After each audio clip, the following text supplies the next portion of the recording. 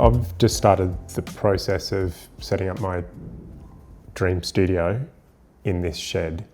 And what I wanted to do in this video is just explain a bit about what I'm doing and why, if you're a creative person and you're sort of looking to do something, create your own little creative space yourself, why this or the approach that I'm taking might be of some inspiration to you. If you're new here, my name is Ben. I've been a designer for the last 30 years, and for the last 15 years I've been running my own small urban design studio.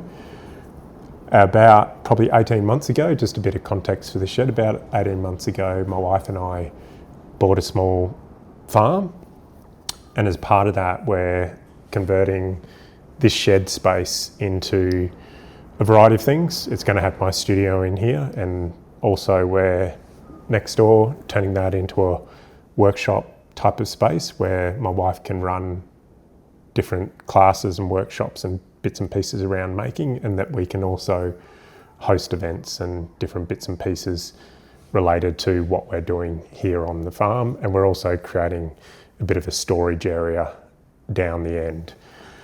What I wanted to do in this video is talk a little bit about what I'm planning to do in this studio space and share some of the basic principles and thoughts behind it to, as I said, hopefully provide you with some inspiration if you're looking to do something similar. Throughout my career, I've worked in a whole variety of different sort of firms and studios. When I started out, I worked in larger firms like architecture and landscape that had 150 odd people in the big shiny buildings and all that sort of thing. And when I started my own firm about 15 years ago, it was very much the classic, just working at the kitchen bench and trying to get it up and going, just solo designer type of approach. And then worked through to different sort of studio setups and co-working spaces. But I guess from what I've learned along the way is that the importance of actually, if you're doing creative work, the importance of having a setup or a studio space, if you can, that actually supports you, the work that you're doing, and helps to make you feel more creative. I know it's an obvious thing to say, but often it's something that is kind of overlooked now that we've got laptops and bits and pieces and we can kind of work from anywhere. I think for me also too, I've always been interested in trying to set up my studio spaces in kind of overlooked type of spaces or spaces that people wouldn't typically think of as being suitable for that type of purpose. So I've done things like converted garages and different bits and pieces, and I'm always interested in using it as a process to think creatively with constraints, but also to demonstrate that good design doesn't have to be shiny, expensive stuff. If you, through problem solving and creativity and sort of being able to see things that other people may not have looked at or thought about, you can create amazing spaces. So if you're just starting out, hopefully some of the things that I'm talking about will also provide you with some inspiration in that regard.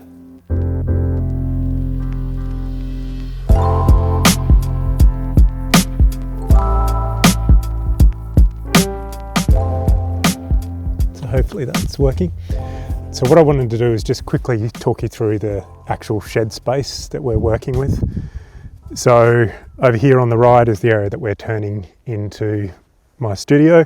In the middle here is the space that I spoke about before, being the workshop area to host events and things like that.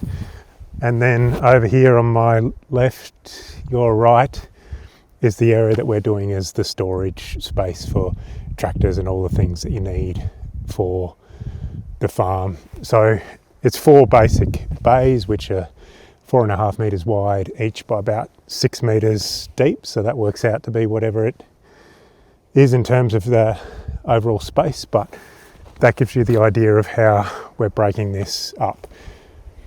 When we bought it, it was just one long sort of space, and now we're sort of dividing it up as we go along. And I'll walk you into the studio space to give you an idea of what that actually is. What I wanted to do is just show you where we're up to and what I'm sort of working on next. So the first step is going to be to build in this wall, which is going to end up becoming the external wall to the studio. So there'll be some doors here and a window over to this side. And once that goes in, this external steel that you see from the shed will be removed.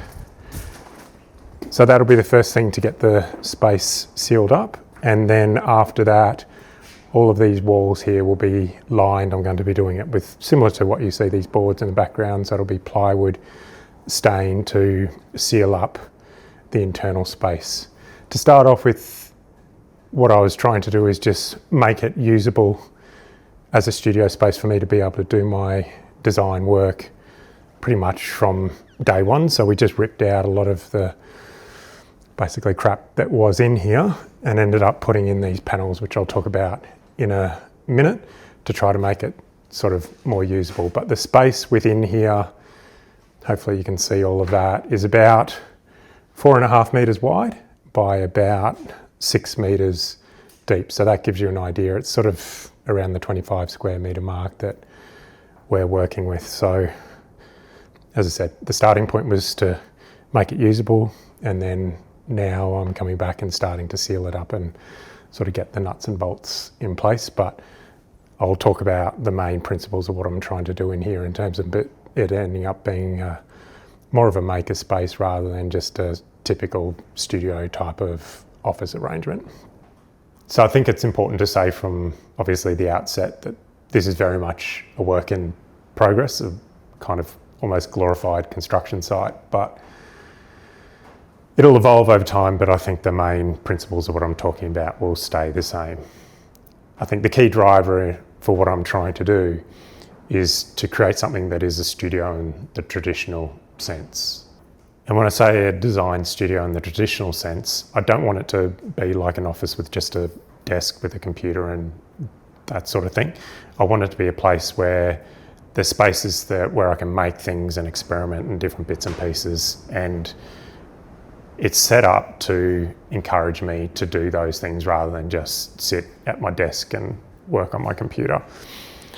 So in terms of the main three areas, the first one here is my main desk setup, where I do have the computer and bits and pieces that I need to have on a daily basis to do what I do as a designer, and also a drawing area. But I guess for this part here, the key element is that I'm going to set it up so that I've got these different things like camera mounts and different bits and pieces where I can film and document my process without it actually taking me away from what I actually am working on. The second area over here, which I've just got the drawers at the moment, I'm going to end up building a bench space that runs the full length of here. And this is going to be the main sort of area where I can make things with my hands and experiment, design objects, and that connection between designing and making and having that as part of the studio. And the third area over here, the table, which hopefully you can see, is going to be set up as a space where when people come into the studio, you can have meetings and different bits and pieces, and can also roll out larger drawings and work from here. For me, having these three different zones that I can move around as I'm working on different things throughout the day is just going to help to make the studio space a lot more creative and encourage me to do a lot more things rather than just sitting at my computer desk.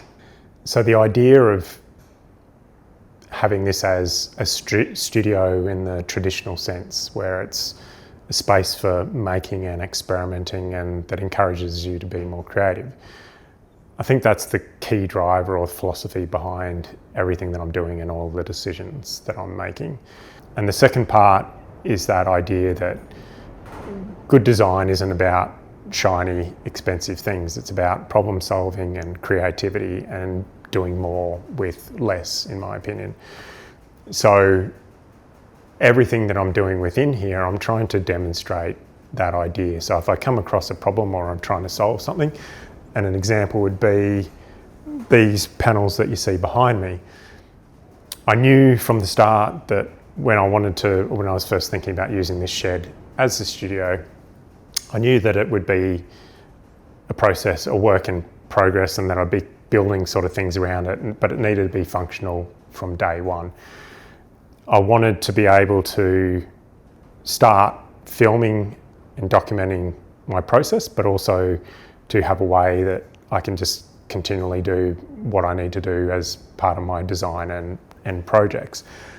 These panels came about as a way, they're actually designed as flexible things that I can move around in the studio, but they came about as a way for me to be able to hang mounts on them and lights and different bits and pieces, display drawings, as I mentioned before, have my monitor, all the things that I need to do my work and document my process, but to do it in an interesting and creative and affordable way. So these have just been constructed out of plywood, just very basic things, decking to create the shelving, stain them up. But they form a backdrop for when I'm filming. They allow me to mount those cameras and keep doing what I'm doing. And I think that's a really important part of this process. I want to be starting to film and document what I do, but if it pulls me away from what I'm actually trying to focus on, the creative work that I'm actually trying to focus on, then it sort of defeats the purpose. If I'm continually having to get up and put camera mounts and do different things and set up lighting and so forth, I won't be able to actually do the work that I really want to be doing. I'll be spending all my time doing that.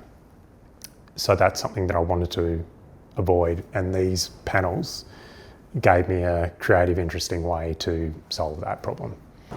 I know I've just touched on a few of the sort of first principles and basic elements of what I'm trying to do, but I wanted to keep the video pretty short. As I go through the process of designing and building it out, I'll share more of that process in future videos. But if you're a designer or a creative person and you're looking to create some kind of studio space for yourself, hopefully you've found this useful. And I'm going to be sharing more videos like this on design thinking and making and how to just live a more creative life, so you can subscribe and follow along. Hope you enjoyed it, and I'll see you in the next one.